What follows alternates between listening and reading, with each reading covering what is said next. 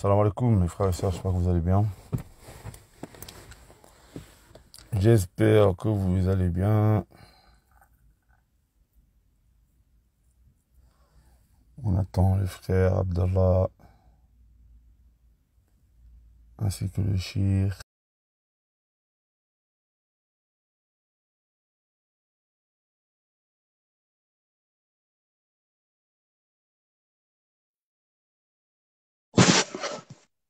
Aïwa, salam alaikum. وعليكم السلام ورحمة الله. Akh Abdallah, كيف الحال, ça va? صباح الحمد لله صباح. Comment ça se passe le voyage au pays? Je suis KO là, frère. Ah ouais, ouais, t'as voyagé beaucoup là. Je suis game over là. Ah ouais. Comment il va? Il va bien le shir de Bounia, c'est ça? Ouais, il est là, non? Il est avec toi? Parce que non, il est pas avec moi, là. C'est un membre du PPP, lui. S'il reste avec moi trop tard, là, ça peut bouger, hein. Ah, le shir, il pourra pas être là alors. S'il est là, il est là. Ah, il est là, d'accord. Ah, c'est un membre du BPP. Ah, je vois. C'est un membre du PPP. Je compatis, je compatis. Donc, bismillah, walhamdulillah, wa sallallahu wa sallim ala sayyidina Muhammad wa ala alihi wa sahbihi wa man wala wa ba'd. Mes frères et sœurs, la fois dernière, on avait fait un live, on avait abordé tout ce qui se passe au Congo et malheureusement, on n'avait pas pu avoir le cheikh qui était présent avec nous parce que la connexion, elle avait des petits problèmes. Et aujourd'hui, Inch'Allah, on va pouvoir en savoir beaucoup plus sur la situation présente là-bas. Avant que l'on rentre dans le vif du sujet, moi, j'aimerais faire un rappel très important. Euh, c'est vraiment important que nous, les afro-descendants musulmans, on essaie, à l'instar du frère Abdallah, qu'elle le préserve, de vraiment se préoccuper de ce qui se passe dans nos pays d'origine et, euh, et vraiment d'essayer d'être influent pour apporter notre aide et également ce qui touche la communauté noire. Et il n'y a pas de mal à ce que le musulman africain noir s'occupe de ce qui se passe dans sa communauté. Parce que malheureusement, ben là, il y a quelques jours, vous avez pu voir, on a fait un live où on essayait de faire un moratoire, essayer de conscientiser les gens sur les choses qui se passent, le racisme que peuvent subir les Noirs, etc. Et dans ce live, on était, euh, on était accompagné de personnes non musulmanes, etc. Et il y en a certains parmi les gens, malheureusement, on peut dire, ce que je peux dire, qu'ils ont un problème dans leur réflexion. Ils nous disent, oui, comment vous pouvez vous asseoir avec des non-musulmans, etc. Alors que le prophète sallallahu alayhi wa sallam, lorsqu'il est arrivé à Médine et qu'il a trouvé les Juifs qui étaient présents là-bas, ils ont pactisé dans le but que chaque camp puisse vivre sans subir d'injustice. Et Allah Azza wa Jal, dans un hadith qudsi, il nous dit, Inni haramtu zulma ala nafsi wa ja'altuhu baynakum muharraman fala tazalamu. Je me suis certes interdit l'injustice à moi-même et je l'ai rendu entre vous interdite. Donc ne soyez pas injustes les uns envers les autres. Et donc s'il y a des noirs qui vivent des injustices et les mêmes injustices que nous-mêmes musulmans noirs nous pouvons vivre, il n'y a pas de mal à ce que l'on puisse discuter avec eux, etc. Donc malheureusement il y a des gens qui ont l'esprit fermé par rapport à ça. Et il faut savoir que on nous a beaucoup reproché, et ça c'est une vérité, on nous a beaucoup reproché aux musulmans noirs afrodescendants. Et c'est une vérité, on va pas se mentir. Beaucoup d'entre nous, on a porté très peu d'intérêt à ce que les gens pouvaient vivre dans nos pays. Parce que, il faut le dire, lorsqu'il y a des problématiques des problèmes en Palestine, chez les Ouïghours, au Bangladesh, etc., on voit beaucoup parmi les Noirs qui vont être présents. Et c'est une bonne chose, parce que les musulmans, ils sont comme un seul corps. Donc, lorsqu'il y a des problèmes en Palestine, au Bangladesh, etc., dans tous ces pays-là, il faut que l'on se mobilise. Mais parfois, tu en as qui ont des problèmes dans leur propre pays. Un tel, il vient du Togo, un tel, il vient du Cameroun, un tel, il vient du Gabon, un tel, il vient du Congo, et ils ne portent aucune attention aux problèmes qui sont présents dans son pays. Alors que la charité bien ordonnée, bien sûr, elle commence par soi-même. Lorsque tu sais que des gens de ta famille, des gens de chez toi, ils ont des problèmes, au Congo, la dernière fois, on disait qu'on parle de 8 millions de morts. Malheureusement, tu vas avoir peu de Congolais, peut-être, qui vont être, parmi les musulmans, je parle, qui vont peut-être être investis, alors que l'on doit être investi. Au Gabon, il y a des problèmes, il y a des problèmes de pauvreté. Combien parmi les musulmans qui peuvent être influents au Gabon vont essayer de se bouger pour porter assistance aux leurs. Donc c'est vraiment important qu'il y ait une conscientisation des nôtres sur ce sujet. Et, vraiment, il n'y a pas de mal, et c'est une bonne chose même pour la dawa, que les gens voient que les musulmans afro-descendants, ils se bougent pour ce qui se passe, pour aider, pour venir en aide aux gens de leur pays. Ça va être une cause de dawa. Parce qu'il faut savoir que les chrétiens, ils rigolent pas avec ça, hein. Les chrétiens, ils ramènent des aides humanitaires, etc. Et parfois, ils vont dans des pays musulmans et ils convertissent des gens au christianisme. Donc vraiment, nous, on doit être, moi, une fois, j'étais à Tanger, je faisais une maraude pour les migrants subsahariens de Tanger, et j'ai vu des chrétiens, parce que la plupart des migrants subsahariens sur Tanger, généralement, c'est des musulmans. Ils viennent de Guinée, ils viennent du Mali, ils viennent du Nord Cameroun. C'est une zone où il y a beaucoup de musulmans, du Tchad, etc. Il faut savoir qu'avec l'argent, c'est une cause pour pouvoir évangéliser les gens. L'argent, c'est une grande cause.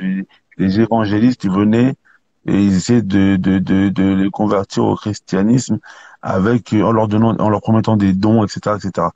Donc, nous, les musulmans, on doit être les premiers dans ça. Et chacun, il doit essayer de faire l'effort dans son pays. Donc voilà, ça c'est le rappel que je voulais faire avant que l'on rentre dans les vifs du sujet, parce que je pense que malheureusement, beaucoup de musulmans noirs, on est vraiment désintéressé par les problématiques qui se passent dans nos pays, alors que ça peut être une cause de dawa que l'on s'intéresse aux choses qu'il y a dans nos pays. Voilà. Les frères, s'il y a quelqu'un qui a quelque chose à rajouter dans ça, avant qu'il en rentre dans le vif du sujet, bismillah. Moi, je voulais juste. Salam alaikum wa rahmatullahi wa Wa barakatuh. alaykum salam wa rahmatullahi wa barakatuh. Non, moi, je voulais juste rajouter un petit truc. Bon, après, bon, bref. Je voulais juste rajouter un truc. Par- C'est quoi? C'est que par parle rapport. proche, hein. Parle proche que l'on t'entende bien. Hein? Parle à côté de ton micro que l'on t'entende bien. Vous m'entendez pas, là? Un Vous peu de m'entendez loin. pas? On t'entend, mais un Attends, peu de loin. attends. Attends, juste 2 secondes. Je mets le casque. Ça. Attends, juste un instant. Un petit instant, juste le temps de mettre le casque. Je mets le casque tout de suite, là. Attendez.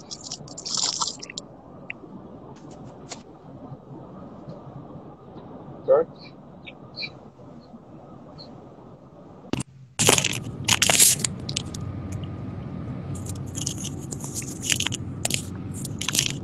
Vous m'entendez mieux, là? Ouais, là c'est mieux, là c'est mieux. Ouais. Là, c'est Ouais. mieux. Bon, frère, Inch'Allah. Je disais donc que par rapport à ce que tu as dit, là, je voudrais rajouter quelque chose. C'est tous les noirs musulmans bon, qui ont dit que oui, pourquoi tu as invité des non-musulmans à ton live et tout ça. Le problème qu'il faut savoir, c'est que toute l'Afrique commet, toute l'Afrique est opprimée. c'est-à-dire qu'on subit des injustices. D'accord? Et pour moi, à mon sens, ces injustices-là sont semblables aux injustices qu'ont connues les Quraysh. Mais bon, ça, c'était avant l'islam. Qu'est-ce qu'ils ont fait, les Quraysh? Ils ont fait un pacte avec le prophète sallallahu alayhi wa sallam. Et c'était un pacte, en gros, c'était le pacte de Foudoul. Je ne sais pas si vous connaissez. Vous connaissez ou pas? Moi, je connais pas. Allô? Moi, Allô, moi, j'ai je jamais connais. entendu. Mais vas-y, explique, explique frère. Allô? Vous connaissez le pacte de Foudoul ou pas? Non, moi, je connais pas. Ah, donc le pacte de Foudoul, en gros, c'était un pacte comme quoi où les Quraysh devaient s'unir, tous les tribus de Quraysh devaient s'unir face à une injustice. Et le prophète sallallahu alayhi wa sallam, il a participé à ce pacte de Foudoul. Et le prophète sallallahu alayhi wa sallam, il a dit que si c'était à refaire, il le referait. Tu vois? Il y a aussi le blocus que a subi le prophète. Et ce blocus que le prophète a subi, il y avait des musulmans et des non-musulmans. Et ce blocus-là que le prophète sallallahu alayhi wa sallam, il a subi pendant 3 ans, c'était aussi une injustice. Donc, à mon sens, on peut, à moindre mesure et de façon nuancée, faire des partenariats, on va dire, avec des non-musulmans face à une agression, face à une injustice. D'accord? Donc voilà, c'est ça que je voulais rajouter, quoi. Barakallahu-fik. Abdullah, est-ce que tu voudrais rajouter quelque chose sur cela encore dans le sujet? Non, franchement, de toute façon, quelqu'un qui va dire que tu ne te poses pas avec les non-musulmans, moi, je sais pas. Je sais pas si la personne, déjà, à la base, donc, quand tu te poses avec les non-musulmans, c'est dans quel but? Est-ce que c'est, voilà, comme a dit le frère par rapport au pacte, ça existe? Bah, il y en a énormément. Il y a énormément d'exemples dans la sunna. Après, maintenant, les débats, il y en a eu. Tu prends les 80 premiers versets de Surat al-Imran, c'est quand le prophète sallallahu alayhi wa sallam, il a débattu avec les chrétiens de Najran, et c'est lui qui les a invités à venir pour débattre. Donc ça va être un peu compliqué de dire le contraire. Et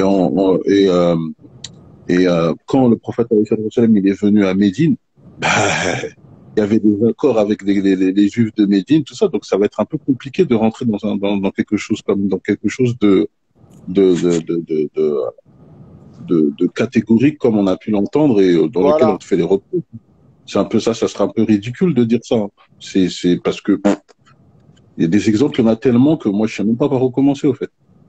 Après, Donc, après, moi, ce que je voudrais rajouter, c'est ne pas confondre une autre mas'ala qui est muwalatu muslimi, muwalatu kafir ala al-muslimin, tu vois.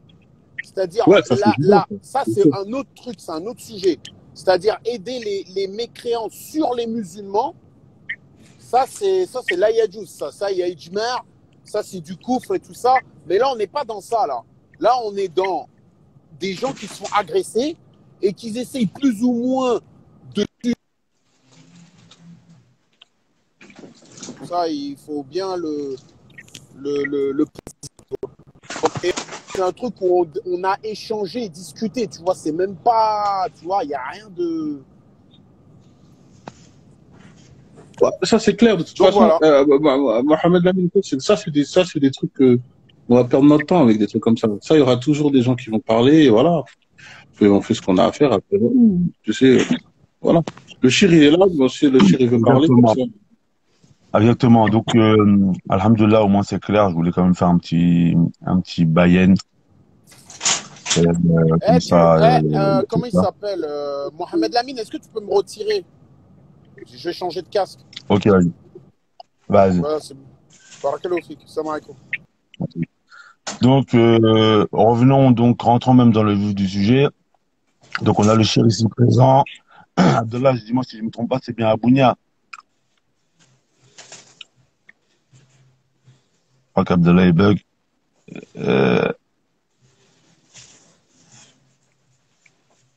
Abdallah est bug, je crois. Le shir, excuse-moi, shir, vous êtes bien Abounia, c'est ça, non? Assalamu alaikum wa rahmatullahi wa barakatuh. Wa alaykoum Oui, salam wa rahmatullahi wa barakatuh. Ah, vous êtes à Oui, Bounia, c'est ça? bien sûr, nous sommes à Bounia. Oui, D'accord. Bon, pour commencer, j'espère que vous allez bien. Donc, on est là, Inch'Allah, pour parler de la situation là-bas. Donc, est-ce que vous pouvez un peu nous faire part, la genèse un peu, quel est le problème là-bas? Pourquoi on a vu des images? Pourquoi il y a des gens qui sont déplacés? Qu'est-ce qui se passe sur le terrain? Alhamdulillah, salatu salam ala rasulillah sallallahu alayhi wa sallam wa ba'd. Donc, vous savez, ici c'est le Congo, c'est un pays, un grand pays comme un continent, et il y a tellement de richesses que ça donne la convoitise, c'est pour que ça pousse les gens à faire la guerre. Du moins au début, comme nous savons, c'est toujours le problème de gisement d'or, il y a le problème des ressources minières, quoi. Alors, donc, il y a des pays voisins du Congo qui essaient un peu de chercher le voie des moyens à pouvoir, si pas acheter, mais pouvoir récupérer, prendre l'or, le diamant, il y a l'uranium ici chez nous, il y a tellement de choses, émeraude, donc tout se trouve ici, par exemple, en Ituri. Et ces pays étrangers-là utilisent le fils de l'Ituri pour qu'ils s'entretuent entre eux en attendant et profitent pour, si c'est pas acheter, mais aussi creuser. Hein, parce que, par exemple, chez nous, ici, il y a des Chinois, même dans la forêt là-bas, avec la population locale. Il y a beaucoup de nationalités ici chez nous. Les Ougandais, le Rwandais, tout le monde. Donc, c'est ça. Et ça fait à ce qu'à chaque fois, il y a toujours la guerre, il y a toujours la guerre, les gens sont distraits, surtout la population. Et là, en train de souffrir, il y a des guerres interminables au Congo. Voilà, donc c'est ça. Bon, pour le moment, ça s'est intensifié jusqu'à ce qu'il y a des déplacés massivement. Bon, mis à part le problème des gisements d'or, tout ça, il y a aussi le problème géopolitique. Donc, je pense que le pays voisin, par exemple le Rwanda et l'Ouganda, cherchent le voisin moyen à pouvoir éterniser ou alors chasser les rebelles de leur côté-là pour qu'ils ne dérangent pas et pour qu'ils viennent vivre au Congo. Ben, lorsque les Congolais les reçoivent ici pour vivre au Congo, le malheur en est que... Et après, ils font comme prétexte en disant que ce même rebelles peuvent s'organiser pour aller les attaquer, alors il faut chercher encore la guerre avec les Congo. Donc ce sont des trucs très compliqués. D'autres choses dont on ne comprend rien. Il y a le problème de la balkanisation aussi qui circule comme rumeur. Bon, lorsqu'on voit ce qui se passe sur le terrain, ça se trace comme si c'était une chose bien planifiée. Mais c'est toujours la population qui croupisse dans le mal, dans la misère, donc qui paie le, le dur tribut, donc le lourd tribut par rapport à tout ce qui se passe. Voilà un peu la situation pour le moment. Donc, chacun tire les draps de son côté. Donc, il y a de l'autre côté, l'Ouganda tire le drap. Il y a de l'autre côté, le Rwanda tire le drap. Il y a de l'autre côté, le Sud-Soudan aussi, de son côté, tire les draps. Donc, c'est un peu ça. Parce que ce sont des pays qui entourent l'Itourie. Si je parle spécifiquement de l'Itourie.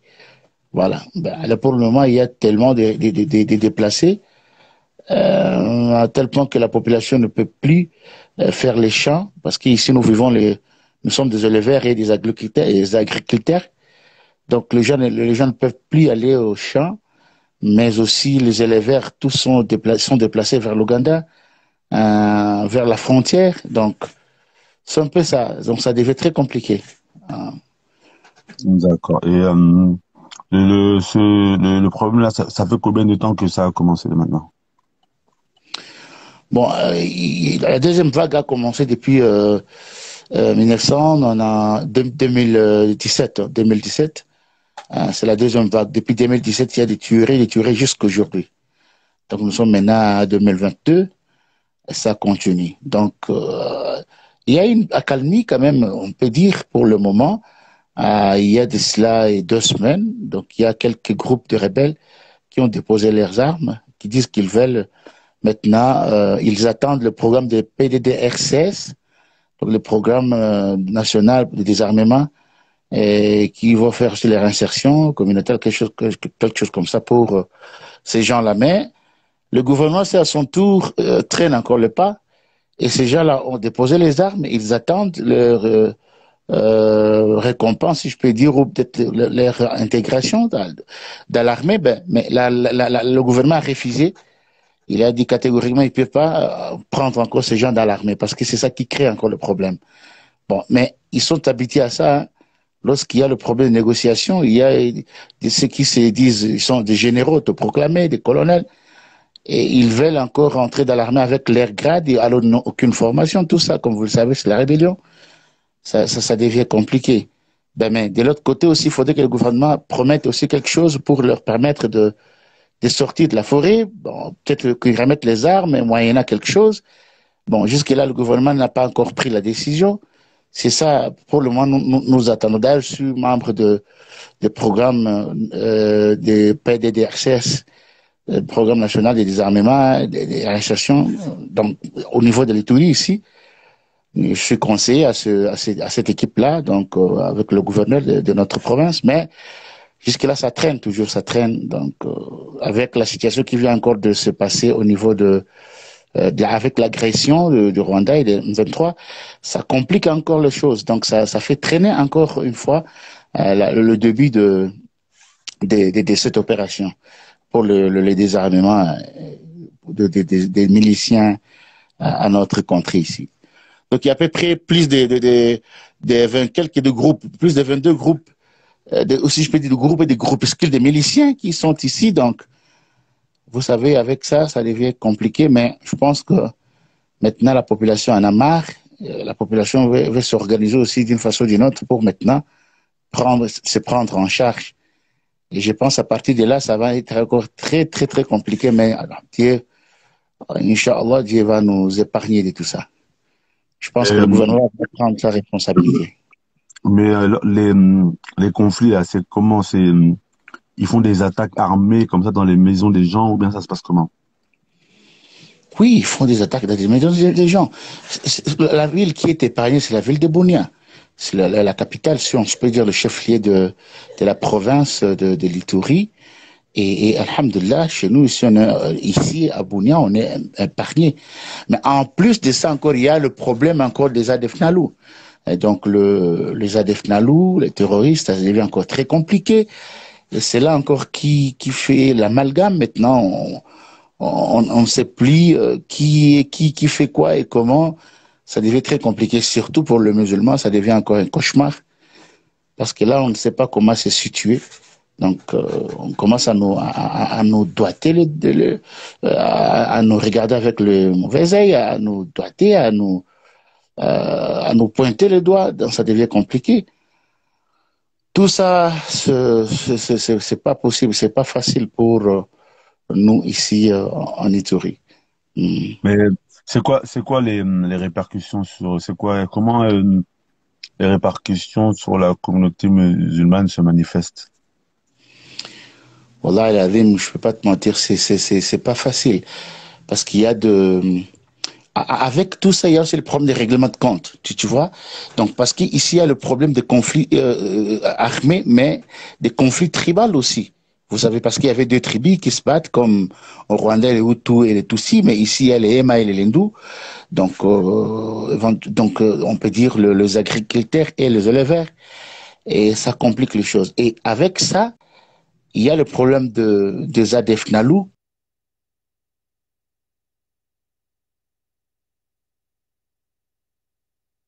Il bug, non?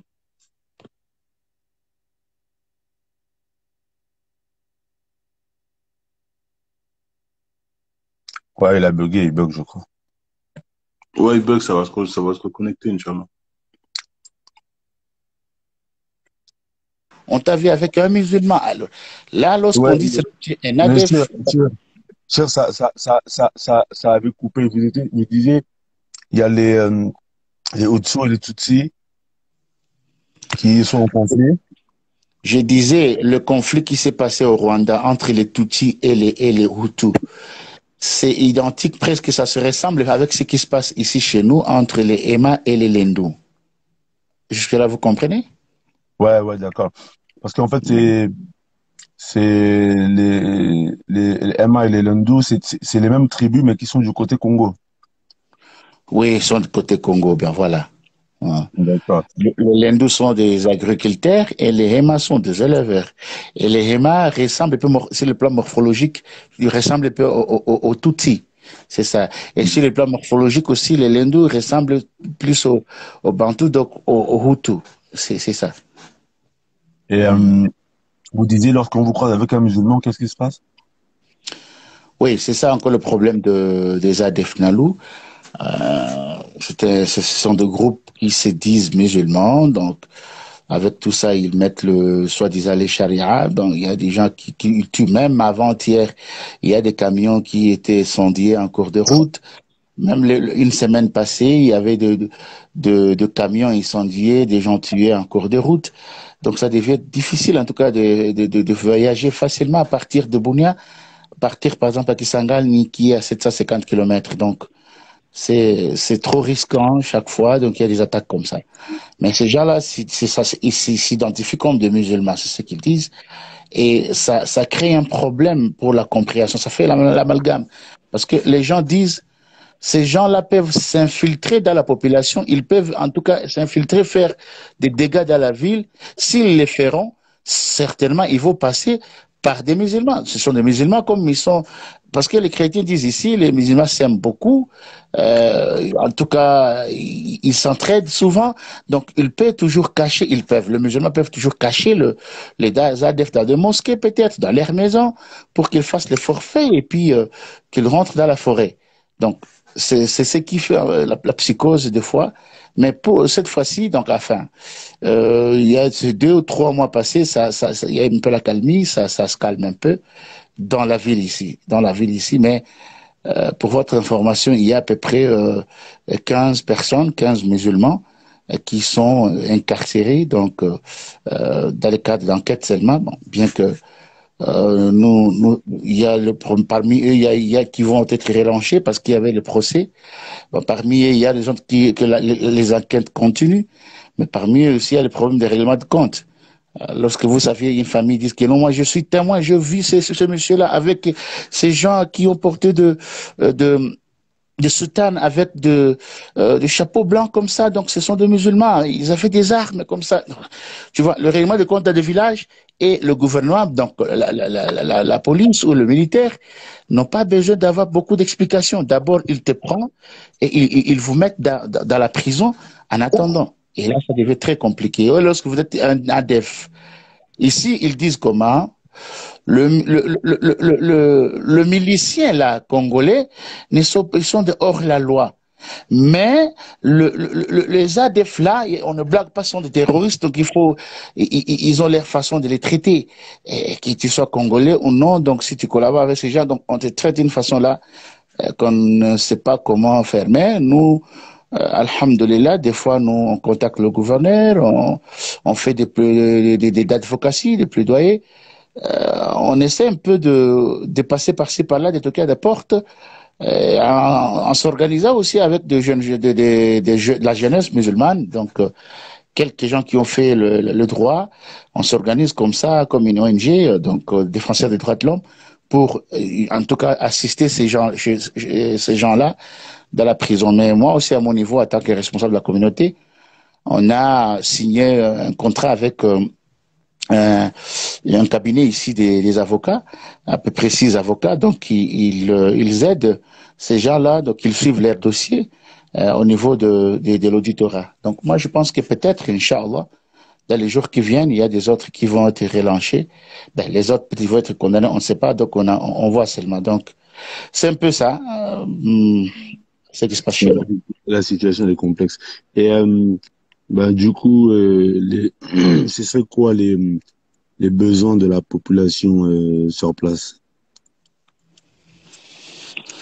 Là, on parle de la population en général, n'est-ce pas? Ouais, en général, les besoins primaires pour que les gens, en fait, quelle est la situation des gens, comment ils vivent et c'est quoi les besoins qu'il faudrait apporter? Wallah el Azim, en tant que Congolais, je sais que notre pays passe un moment difficile de turbulence sur tous les plans, sur les plans politiques, sur les plans socio-économiques, financiers, sur tous les plans, si je peux dire. Sur le plan social, c'est très compliqué. Alors, pour nous, ici chez nous, comme je vous ai dit, nous sommes des agriculteurs et des éleveurs. Toutes les bêtes ne sont plus dans le village, ils sont partis. Tous les gens ne sont plus dans les villages, ils se sont rassemblés ici à Bunia. À Bunia, 5 ans passés, on était au nombre de 750 000 personnes. Mais pour le moment, on est 2 500 000 personnes. Ça veut dire que, dans cette petite ville-là, ça veut dire que les gens se sont concentrés ici. Il y a l'exode rural, il y a la peur, la psychose, ici dans la ville. Et dans des villages là-bas, ils sont dans des cas de déplacés. Ils ne sont plus dans les villages, ils sont dans des cas de déplacés. Alors, le besoin des gens, ils savent que la situation humanitaire est catastrophique. Même le gouvernement, même la Nations Unies ne peut pas, en tout cas, contenir la situation dans des cas de déplacés. Mais nous sommes en train de faire chercher les voies et moyens à les aider. Même la fois passée, j'avais communiqué, j'avais discuté avec Dunia Congo Média pour qu'il essaie un peu de faire le plaidoyer pour nous, pour qu'il fasse passer un peu le message par rapport à ce qui se passe dans la forêt. Les gens ont commencé à bouffer même de la terre. Les gens souffrent. Hein, ça arrive à un niveau que, tu vois, un papa demandait à sa fille, est-ce que tu peux pas chercher comme les hommes, si jamais ils peuvent te donner l'argent? Un homme qui dit à sa femme, vraiment, va chercher les voies et moyens, si on peut t'aimer, on te donne quelques sommes d'argent pour aider la famille. Parce que si nous, les hommes, nous sortons, on nous tue. Au moins, vous, les femmes, vous, les filles, au moins, on a pitié de vous. Donc, ça devient difficile, là, en tout cas, à comprendre la situation. Mais tout ça, ce que veut la population pour le moment, c'est revenir, que le calme revienne, que cette paix soit pérenne, que les gens reviennent dans leur village et continuent à faire leurs chats comme d'habitude. Ceux qui sont tout près des lacs ici continuent à faire la pêche comme d'habitude. Et les éleveurs aussi qui reviennent dans les villages faire leurs élevages comme d'habitude. Donc c'est ça. Pour le moment, c'est denrée rare pour nous, c'est la paix. En tout cas, c'est la paix. Donc, mais ici en ville. Excuse-moi, et c'est ce qu'il faut préciser, c'est ce que quand on est parti là, aujourd'hui on est parti dans un site de déportés, et c'est ce qu'ils disaient, hein. Les déportés, quand on leur demandait vous avez besoin de quoi, eux ils disent on veut retrouver la paix, on veut retourner dans nos villages, hein. C'est Oui. pas ici, on veut une maison, on veut ceci, on veut cela. Eux veulent juste retrouver une vie normale. Eux ils se disent on veut juste retourner dans notre village, on veut la paix, et de telle sorte qu'on refait notre vie normalement. Eux veulent retrouver une vie simple. Et ils vivent leur vie tranquillement. C'est tout ce qu'ils demandent. Et comme a dit le Chir, c'est vrai que la psychose, elle est présente. Même le Chir, il parle ici, c'est avec humilité qu'il parle. Mais même le Chir lui-même, il est touché par ça. Ah, la dernière Oui, fois, quand on rentrait à la maison, là, il y avait des travaux juste à côté de là où je suis. oui, Il y des a des planches planches qui. il y a des planches qui sont Oui, tombées. Le Chir a hein, commencé à trembler. Il a cru que c'était des coups de feu. Même le oui, c'est Chir, tout le monde. il est touché. Oui, c'est vrai. C'est vrai. Oui, dans ce sens-là, vous dites vrai. Mais il y a aussi un aspect, hein, en tout cas, je voulais partager avec vous. Allah el Azim, il faut beaucoup prier pour nous. Parce qu'il y a des enfants dans la rue. Wallah el Azim, je sais pas, innombrables. Je sais pas comment je peux le compter. Ils sont nombreux. Mais ces petits-là, ces enfants-là, c'est depuis 2017. Donc jusqu'aujourd'hui, ils sont là. Donc c'est celui qui avait 10 ans aujourd'hui, peut-être qu'il a 15 ans, et celui qui avait 15 ans aujourd'hui, il a 20 ans. Ça commence à créer un système ici de banditisme. Hein? Donc il y a maintenant ce problème-là. Et comme dans son cœur, il a vu comment son père était tué, donc il a cette colère-là. Lui aussi a envie de décapiter quelqu'un avec la machette, des machettes, et ça devient compliqué dans des cités là-bas. Et il y a des placés là, il y a ces petits voyous, si on peut dire, ou alors les déplacés, ou on les appelle ici des enfants de la rue, ben ça se multiplie. Bon, moi, je me demande, après peut-être 10 ans, qu'est-ce qu'ils vont devenir ces petits-là? Ah Ils non, n'ont mais perdu rien. clairement, pardon, enfin, Chir, faut qu'on parle concrètement pour que les gens comprennent. Là, Oui, aujourd'hui, on est parti dans le camp des déportés. Et les petits sont très agités. Tu les vois même nerveux. oui, très agité, Ça veut très dire qu'ils sont énervé, très en très colère. nerveux. Mais quand on a quitté le site d'époque, moi j'ai dit aux chercheurs, mais eux là, si tu les laisses comme ça, parce que quand tu demandes ça fait depuis combien de temps ils sont là ils te disent ça fait 3 ans, 4 ans. Tu parles avec un, Mhm. il te dit quoi? Il te dit le soir, il sort, et il traîne dans les rues, demande l'argent, après il revient.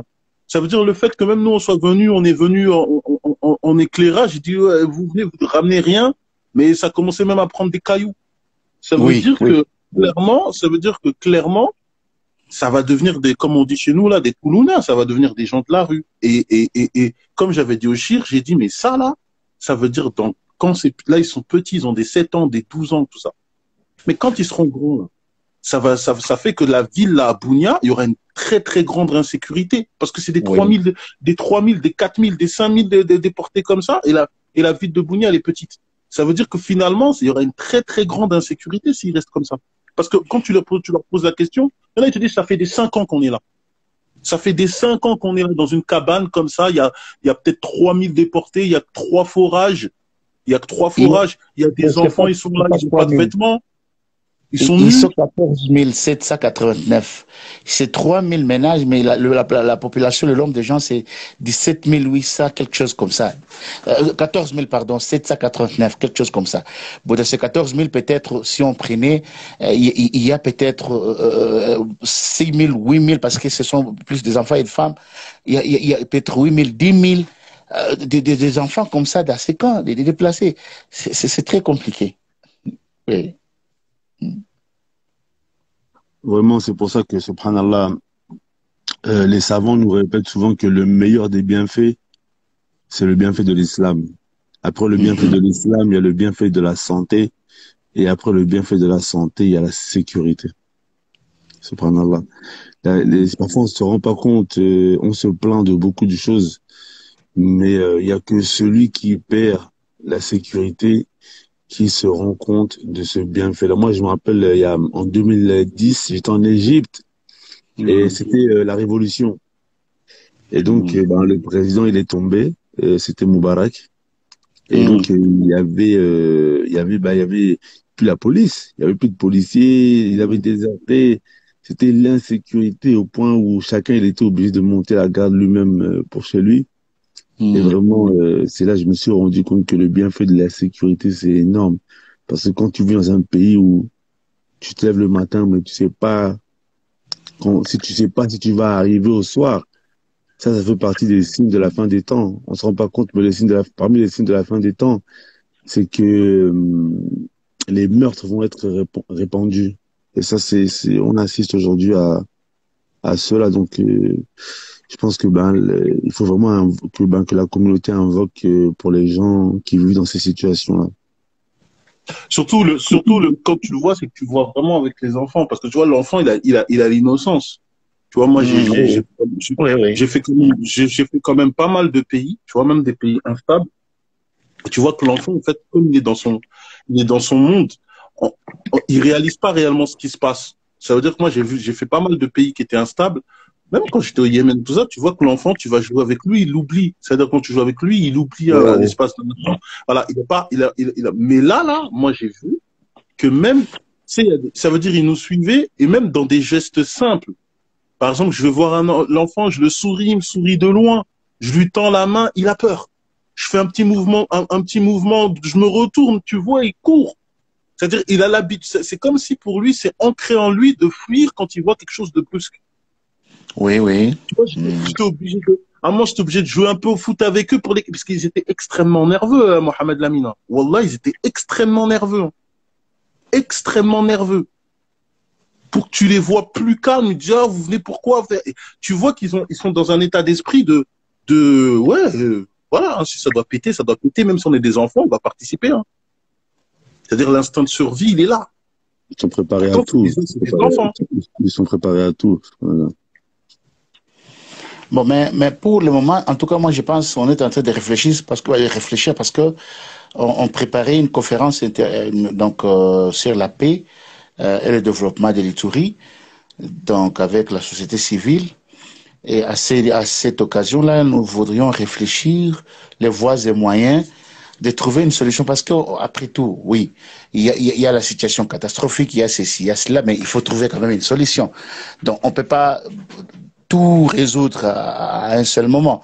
Mais nous, on voudrait à ce que les communautés, les associations, chacun ce qui les concerne, commence à prendre conscience et proposer le voies et moyens, proposer une idée, un petit projet qui peut peut-être arriver à commencer à diminuer cette souffrance, à diminuer le nombre de ces enfants, Mais à chercher.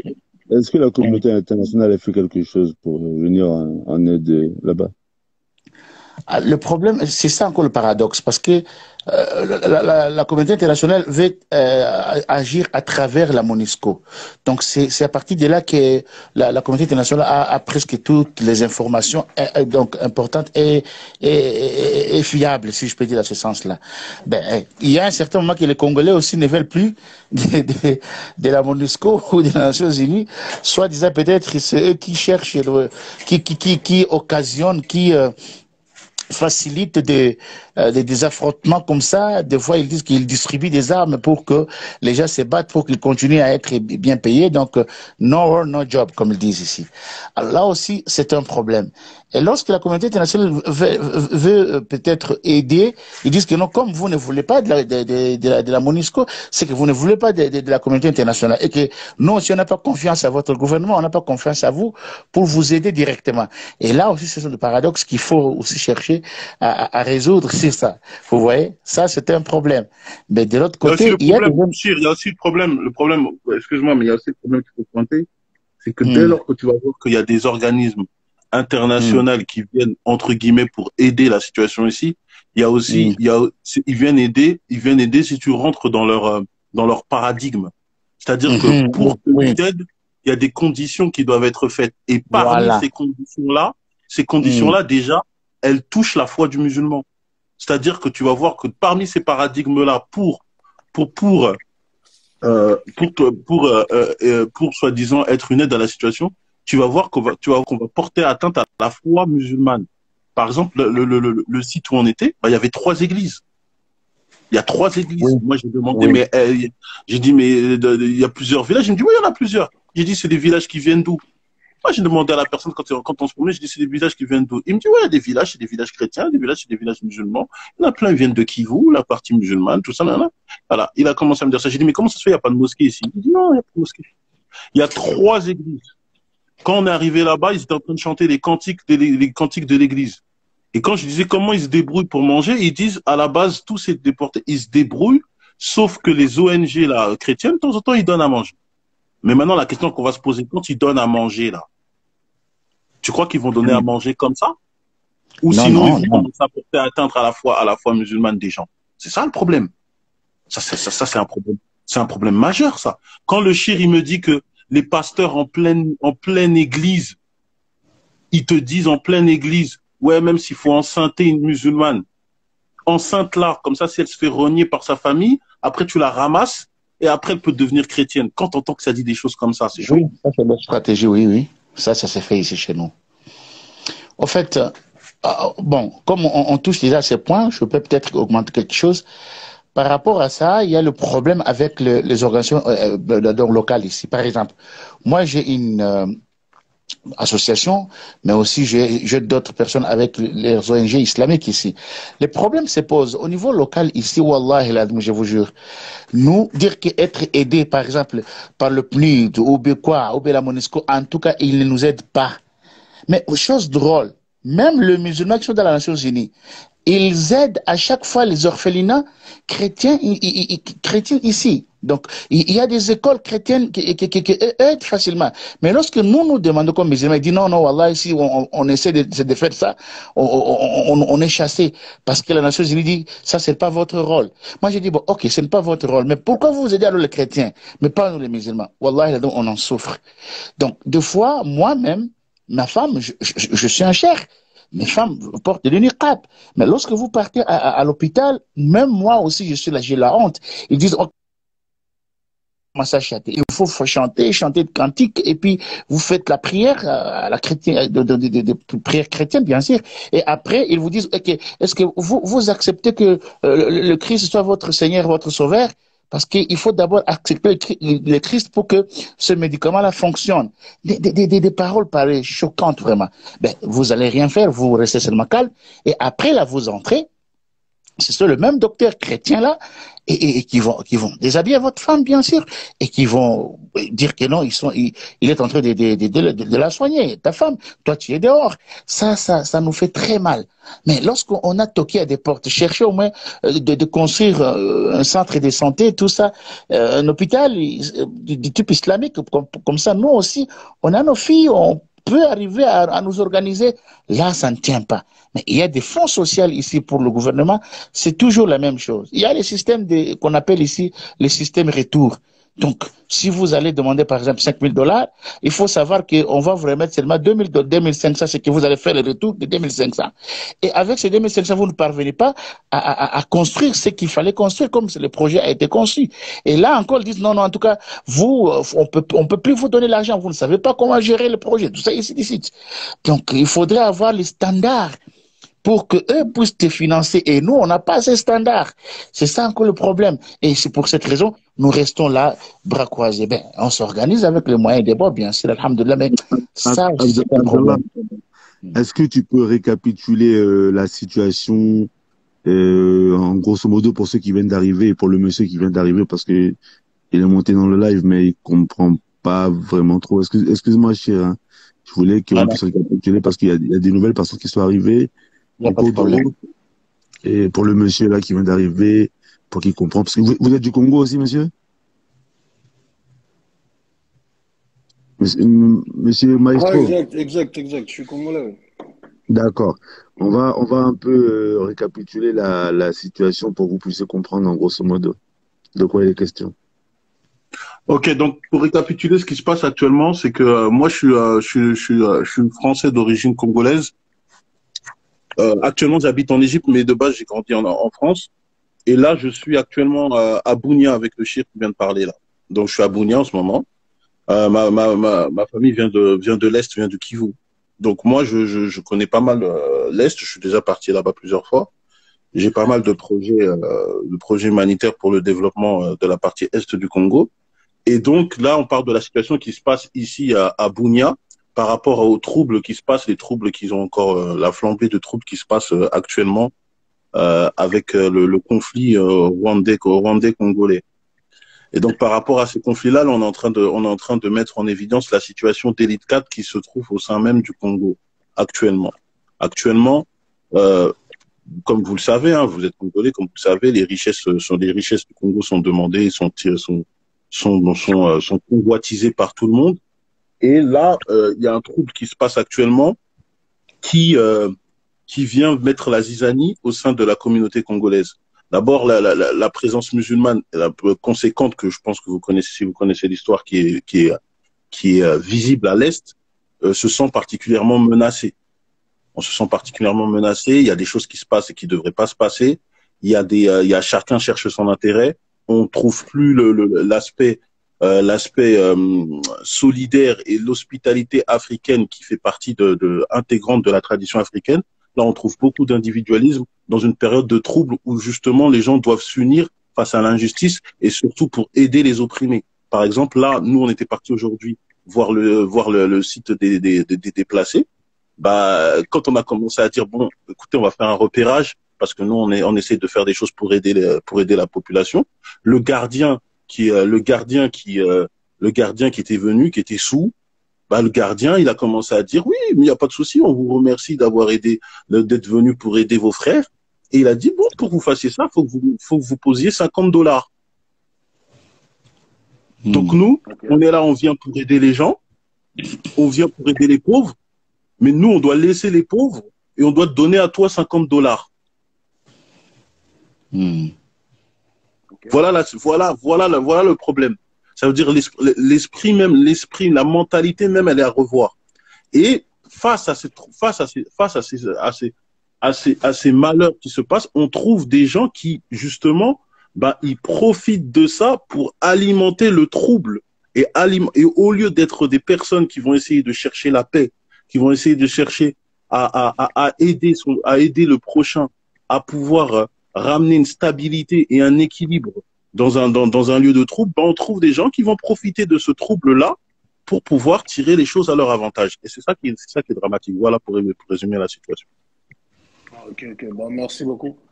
Après, c'est c'est difficile à encaisser, mais c'est des réalités du Congo. Que ce soit à l'est, au nord, au sud, au centre, c'est des pratiques qui sont d'usage. La question maintenant, c'est est-ce que on va y remédier facilement? Moi, je travaille contre ça, mais ça prend du temps.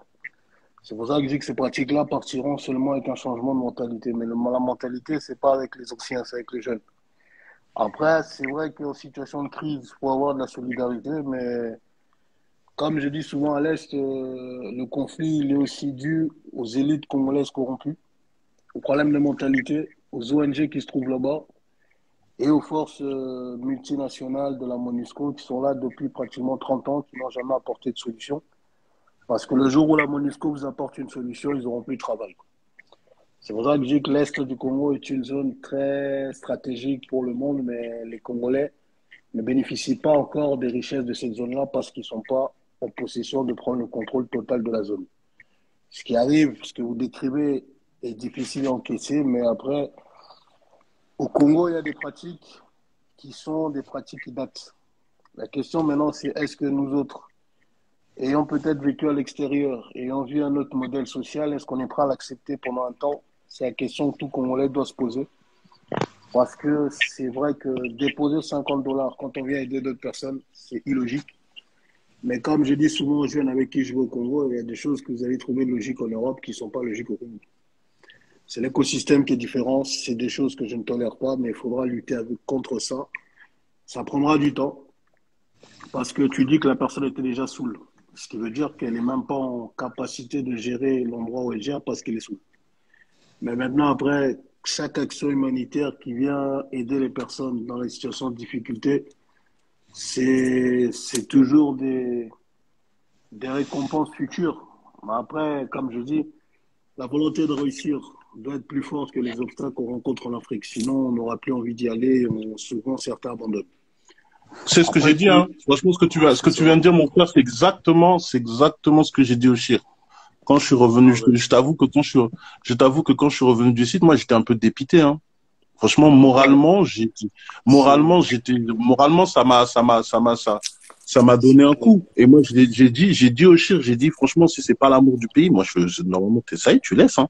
Si c'est pas Après, l'amour du pays, tu laisses. après, comme je dis souvent à des amis, l'Est du Congo, c'est beau, mais c'est aussi dangereux. Il y a tout, mais le Congolais de là-bas n'a rien. Ceux qui ont les moyens là-bas, c'est des personnes étrangères. C'est parce qu'à un moment donné, il faudra que les élites congolaises et les politiciens congolais, les vrais, puissent prendre conscience que cette zone-là, on doit reprendre la possession de cette zone pour pouvoir permettre à des gens qui vivent dans cette partie-là d'avoir une vie meilleure. Je dis toujours ceux qui sont nés dans cette zone-là et qui ont 30 ans, ils ont connu que la guerre. Leur réalité, c'est que la guerre. Ils n'ont pas connu d'autres réalités. Maintenant, la question, c'est ceux qui viennent aider et qui tombent sur des obstacles. Très souvent, il y en a beaucoup qui abandonnent. Mais après, je dis qu'au Congo et dans d'autres pays d'Afrique, il y a des pratiques qui ne donnent pas envie de revenir aider ses semblables. Mais après, il faudra juste s'armer mentalement à se dire qu'il y aura des moments où tu seras choqué, tu auras envie d'abandonner. Mais il faudra penser à chaque fois pourquoi tu es venu là-bas et quels sont tes objectifs sur le long terme dans ton pays. C'est ça qui te motivera pour la suite. Sinon, si tu n'arrives pas à faire le focus à chaque fois sur ça, tu risques d'abandonner très vite. Donc, il faut vraiment avoir un mental solide parce que il y a des choses qui se passent au Congo qui, des fois, tu te dis est-ce que ça se passe aussi ailleurs? Mais je pense que dans notre pays, c'est un peu exceptionnel. Donc, il faut vraiment avoir l'amour du pays pour continuer à aider les semblables au Congo. Ah, c'est Je vais vraiment ça, hein. m'arrêter là, en tout Moi, j'ai cas. dit, hein, c'est l'amour du pays, Ouais. sinon c'est fini, tu laisses. En tout cas, force à vous et en tout cas, courage. Je m'envoie le live après, c'est pour ça que je n'avais pas saisi. Je voulais juste faire un récap. Mais merci pour le récap et force à vous, en tout cas, on est ensemble. Merci, merci, Merci. merci à vous et merci pour ces paroles. Pas de souci. Donc, on va, Inch'Allah, bientôt terminer, vu que c'est bientôt l'heure de la prière. Pour terminer, mon frère Abdallah, le chien, est-ce que vous avez des choses à dire, comment on pourrait, des personnes ici présentes qui veulent rentrer en contact avec vous, pour venir en aide financièrement ou autre, comment elles peuvent faire, Inch'Allah? Bah déjà là, par rapport à ce qu'on a lâché, on a lancé avec le PayPal, comme tu le sais. Ce qu'on a lancé déjà, alhamdoulilah, ça a pas mal aidé. Là, on a acheté des bœufs, on a acheté des bœufs et on continue à voir ça. Après, ça, comme j'ai dit, c'est des aides ponctuelles. Moi, comme j'avais parlé avec le Chir et d'autres représentants ici à Bounia, je disais que pour moi, ici, je vois que les deux choses qu'on doit mettre en évidence à long terme, c'est surtout le fait de mettre des groupuscules ou de mettre des systèmes, des organismes qui permettent aux gens d'avoir accès au savoir. Parce que pour moi, il faut vraiment un accès au savoir. Tu vois que les gens ici, ils sont préoccupés à survivre. Et finalement, l'inactivité qu'ils ont, bah, ça développe aussi cette psychose. Parce que le fait que tu sois aussi dans l'activité, cette psychose, elle se dissipe peu à peu. Le fait que tu es beaucoup occupé à faire un travail, tout ça, tu reviens un peu à une vie normale.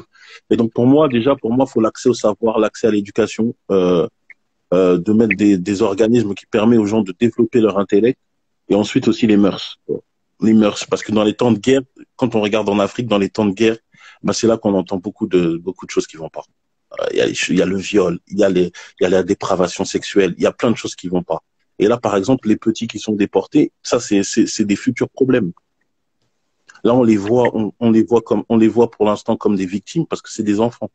Mais après, avec le temps, dans 10, 12 ans, bah, ce seront eux les agresseurs. Parce que ils ont connu que ça. C'est-à-dire, ils ont connu que ça. Ça veut dire que moi, tout à l'heure, j'ai vraiment vu, ils sont sauvages. Bah, pardonnez-moi, mais c'est la vérité, ils sont sauvages. Tu sens que, tu sais, il y a un système de défense et un système il y a un réflexe d'agressivité que lui va traduire comme de la défense, quand même, il n'y a pas lieu d'être. Et donc, avec ça, ça va se développer. Et moi, c'est ce que j'avais dit aussi. J'ai dit, mais là, dans 10, 12 ans, Bounia, il y aura une insécurité de fou. Hein. Il y aura une insécurité de malade. Oui. Bon. Ça, c'est une chose, mais aussi, par exemple, il faut aussi les aider. Bon, il ne faut pas rester le bras croisé. Par exemple, ce qu'on fait ici, et concrètement pour le moment, on a rassemblé à peu près 250 femmes et à peu près 150 jeunes. Donc, on est en train de les sensibiliser. Et heureusement, chez moi, on avait dans la communauté ici un tracteur. Ben, il y avait de panne, hein. Il y avait un petit problème par rapport aux pneus, par rapport à quelques pièces, à peu près quelque chose comme ça. Nous, on s'organisait dire que non, parce que nous, on a un terrain de 20 hectares. Bon, on s'est organisé dire que non, pourquoi pas faire une coopérative?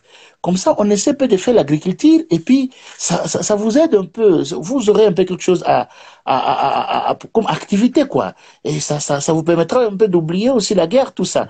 Alhamdulillah, pour le moment, on est en train d'identifier ces personnes-là. Bon, on a déjà au moins 400 personnes pour le moment, donc 250 femmes et 150 jeunes. Donc, ensemble, on est en train de mettre un mécanisme par rapport à l'agriculture. Donc, comme c'est ici, en ville, on a un terrain, donc on a un espace pour les aider à faire ça. Bon, je pense qu'avec ça, on va commencer petit à petit. Donc, et autre activité aussi, le foyer social pour le moment. Parce que nous comprenons aussi beaucoup de femmes sont analphabètes. C'est ça encore le problème avec le village. On est en train de s'organiser aussi avec un espace pour arriver à les aider à ça. Donc ça, ce sont des actions un peu concrètes qu'on est en train de mettre sur place, Inch'Allah. L'action aussi que tu as faite, Chir, n'oublie pas de dire aussi l'action que le Chir il m'a dit et que je trouve c'est une action vraiment machallah. Et ça me rappelle au fait parce que mon père aussi il me parlait de ça. Parce que mon père il me disait que parce que mon père il a grandi à Kisangani. À la base il vient de Kivu, mais là quand il y a eu un peu la guerre, il est parti à Kisangani. Maintenant mon père quand il était à Kisangani, il me disait qu'il y avait des familles justement qui prenaient les orphelins et qui les mettaient dans leur famille. C'est pour ça que de temps en temps, moi par exemple, j'avais des entre guillemets cousins. Quand je demandais à mon père, ouais, mais cousin de où, j'essaie de trouver la lignée, il me dit ça se dit pas. Et au fait, quand il me dit que ça se dit pas, Après, il m'a fait comprendre qu'au fait, ça se dit pas parce que, en vérité, c'est des orphelins qu'on a recueillis, dans notre famille, et qu'au fait, on les Ouais. a pris à pas intégrantes comme s'ils faisaient partie de la famille. Donc, t'as pas à dire la lignée, parce que sinon, on va faire une distinction entre eux. Donc, ça veut dire, il y avait des traditions comme ça que, à l'Est, les gens, ils le faisaient avant. Et ça, c'est quand il y avait encore la présence de solidarité africaine. Ça, il y avait ça. C'est-à-dire, mon père, il m'expliquait ça. Mon père, il m'expliquait qu'il y a que quand il y avait ce genre de choses, voilà, tu prends l'orphelin, tu le mets dans ta famille. C'est comme s'il y a toute une ville. Il y a plusieurs orphelins. Chaque famille, elle va prendre un orphelin. Elle va prendre un orphelin et il va faire partie intégrante de la famille. Et ça, c'était une tradition du côté est du Congo qui était présente partout, dans toute la partie est du Congo. Là, actuellement, c'est beaucoup plus complexe parce que la mentalité africaine, elle a beaucoup plus changé. Il y a le capitalisme qui rentre dans la mentalité des gens. Il y a l'envie de s'enrichir qui est présent et c'est plus comme avant. Et ce qu'a proposé le Chir, c'est justement de retrouver cette tradition-là. Quand il propose aux familles musulmanes de Bounia de prendre les enfants des déportés et de les accueillir. Parce que quand on a parlé parce que moi je commence à lui parler, mais est-ce qu'il y a des orphelinats ici? Il m'a dit non. Il m'a dit dans le terrain que nous on a dans le musulman, on a le projet de faire un orphelinat. Mais en attendant, on a fait ce système-là les familles musulmanes, elles prennent quelques enfants déportés, elles les accueillent dans leur famille. Et ça, je trouve que c'est un système c'est un système qui est vraiment très très bien, dû au fait que tu sors ces enfants de la rue, ces enfants qui ont connu que de la violence, pour qu'ils rentrent dans un cadre familial et qu'ils rentrent enfin dans une vie sereine, une vie qui est à peu près normale. Et ça, je trouve que c'est une démarche que le Chir a fait qui est remarquable. Voilà. Pour être précis, on a appelé ça FAT, Famille d'accueil transitoire. Ben, avec notre radio, on a une petite radio, ça nous a aidé en tout cas à conscientiser les gens, sensibiliser les musulmans. On a dit que nous, les musulmans, on n'a pas besoin d'avoir nos parents, le mettre dans des maisons de retraite, tout ça. Nous, les parents, on n'a pas besoin de laisser les enfants à l'orphelinat. Bien sûr, on peut les laisser, il n'y a pas de problème. S'il n'a pas de parents, mais nous, comme nous sommes ici, il y a des musulmans, il y avait 650 enfants. Qu'est-ce qu'on va faire? Donc, ce qu'on a dit, j'ai essayé un peu de faire à peu près dans 4 khutbas, dans 4 sermons de khutbas, et puis les gens ont compris, dans la radio aussi.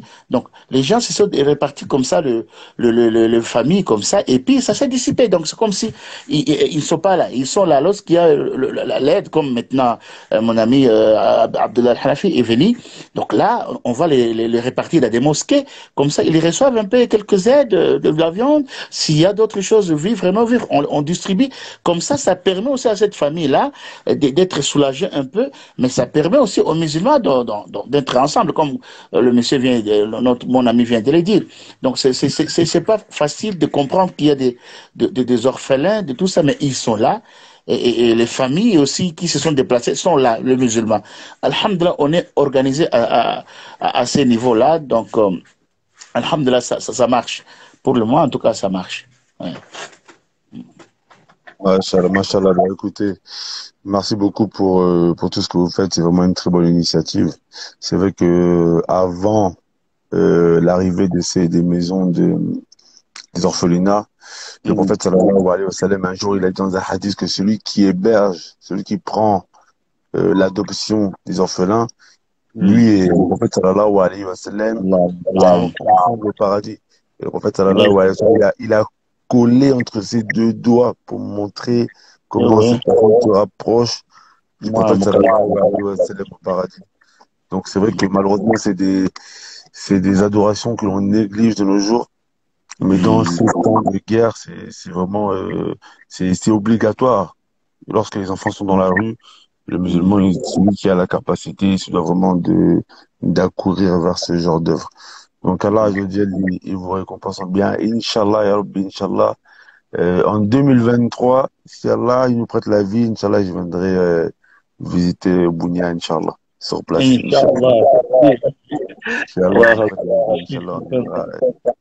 On viendra sur place, Inch'Allah, pour nous-mêmes essayer de nous rendre compte de la situation.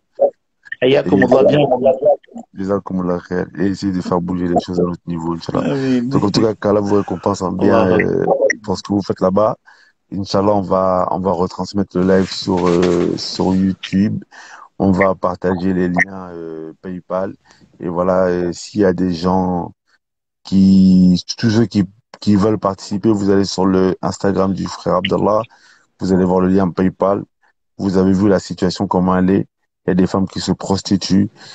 Il y a des hommes qui demandent à leur épouse d'aller se prostituer. Donc la situation, elle est très, très grave. Les frères et sœurs, ne négligez pas. 1, 2, 3, 4, 5 euros. Voilà, que vous vous rendez pas compte comment ça peut nourrir une famille. 5 euros, ça peut nourrir une famille pendant plusieurs jours. Donc, de toute façon, ne négligez pas.